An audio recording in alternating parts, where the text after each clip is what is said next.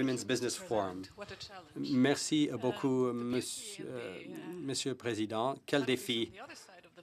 En fait, ce qui est vraiment beau des autres rives de la Méditerranée, c'est que nous allons prendre la parole en dernier.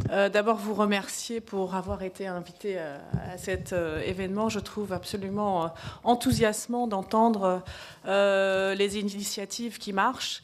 Et je suis toujours à nouveau étonnée combien il y a d'initiatives existantes. Et je pense que malheureusement, on manque en effet de réseaux systématiques pour recenser l'existant et ce qui marche. Alors c'est un honneur d'avoir été invité pour présenter le Forum des femmes entrepreneurs OCDE MENA. Mais nous avons récemment eu une réunion et nous sommes penchés sur ce qui fait qu'un réseau peut marcher. Je pense que le même genre d'exercice pourrait se faire à la fin de cette présentation, parce que je pense que toutes les initiatives qui ont été présentées ont des points communs et il serait vraiment intéressant de savoir comment se fait-il qu'un réseau marche et quels sont les ingrédients qui y contribuent? Parce que cela permettrait aussi de lancer plus d'activités qui permettraient d'apporter des facteurs de succès. Enfin, pour ceux qui sont restés avec nous dans la salle, je vous remercie d'abord.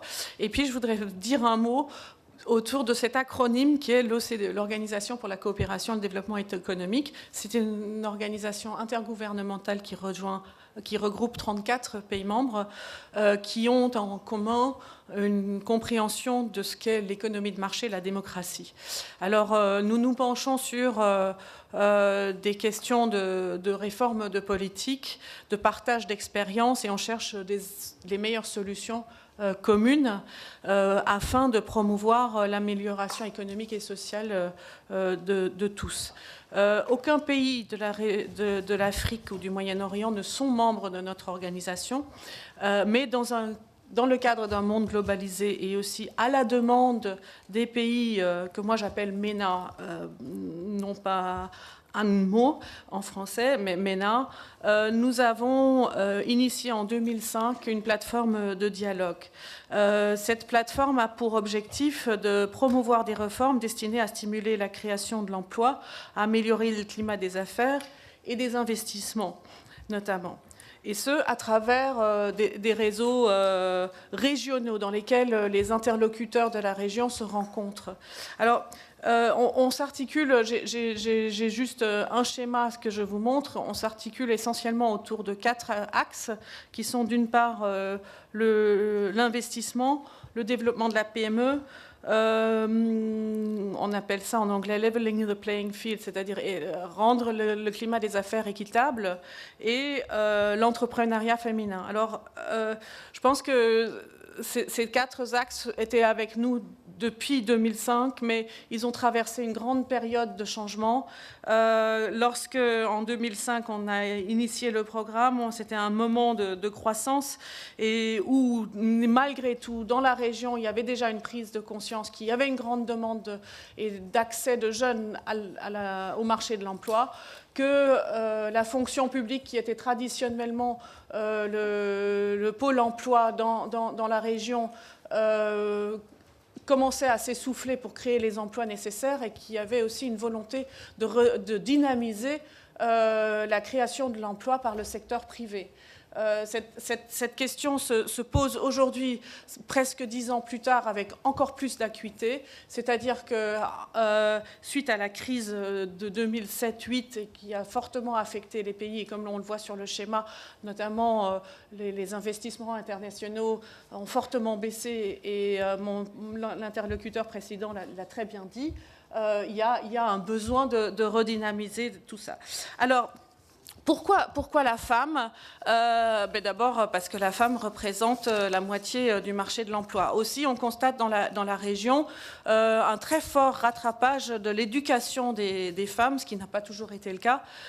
Et aujourd'hui, les États ont fait un effort incroyable et il y a quasiment plus d'écart entre l'éducation des femmes et des hommes. Cependant, cet effort d'éducation ne se transpose pas vers le marché de l'emploi.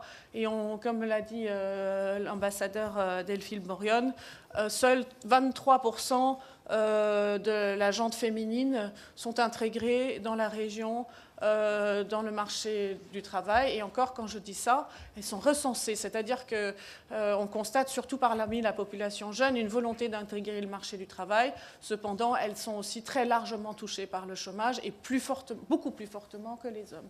Donc, avec un potentiel qui demande qu'à être exploité et avec une nécessité de la région, et je crois que tout le monde ici en est conscient, non seulement de s'intégrer à la rive nord de la Méditerranée, mais plus largement dans une économie plus globalisée et d'intégrer aussi les chaînes de production mondiales, la région ne peut certainement pas faire fi de la moitié de sa population qui est bien éduquée et qui, en s'intégrant dans l'économie, pourrait faire très largement accroître le potentiel de croissance, de compétitivité, d'imagination de la région. Alors nous avons créé en 2009-10 un réseau autour de la femme entrepreneur.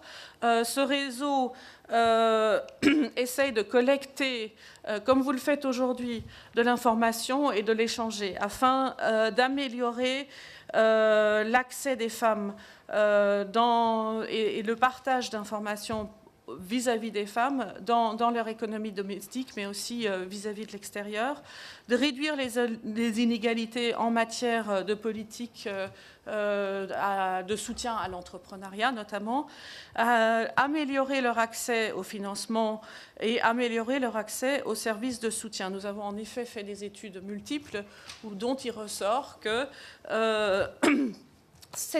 toutes ces questions sont une problématique dans la région, et je pense que d'autres initiatives sont là pour en témoigner, mais les femmes sont plus fortement frappées que les hommes par ces inégalités. Maintenant, on voit quand même des très grandes entrepreneuses dans la région qui essayent, avec l'effort que nous menons, de collecter des bonnes pratiques et d'engager un partage de bonnes pratiques. Alors nous avons à l'OCDE, puisque nous avons directement accès aussi aux politiques, des moyens de relais. Donc dans notre réseau, nous développons sur la base de collecte de données, des analyses qui nous permettent de formuler des recommandations. Et ces recommandations, une fois qu'elles sont formulées, trouvent par le biais de notre comité de pilotage ou de réunion ministérielle une voie de passage vers le politique qui peut, par ce biais-là, en être saisi et se poser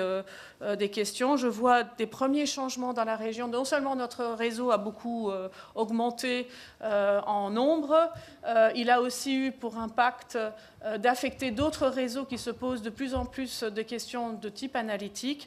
Mais je vois aussi que dans certains pays, le discours est en train de changer vis-à-vis de l'entrepreneuriat de la femme ou de la place de la femme dans l'économique, même en tant qu'employée. Donc, j'ai quelques documents avec moi parce que je pense que c'est intéressant pour certains et je serai prêt de les distribuer à la fin de ces séminaires. Je pense que pour qu'un réseau, pour ma part, réussisse, il faut qu'il ait un objectif spécifique et qu'il se fixe des objectifs très précis et avec des intérêts particuliers. Il ne faut pas qu'il se diversifie, qu'il se ramifie trop et que le dialogue soit effectif, même avec d'autres réseaux, et c'est ce qu'on vient de voir dans la séance juste précédente. D'autres réseaux peuvent prendre le relais, et dans le cas du développement du rôle de la femme dans l'économique, il est indispensable que les relais soient faits par des associations d'entreprises qui regroupent aussi des hommes ou la fonction publique dans laquelle, évidemment, l'homme est à l'écoute et qu'on va vers un monde partagé.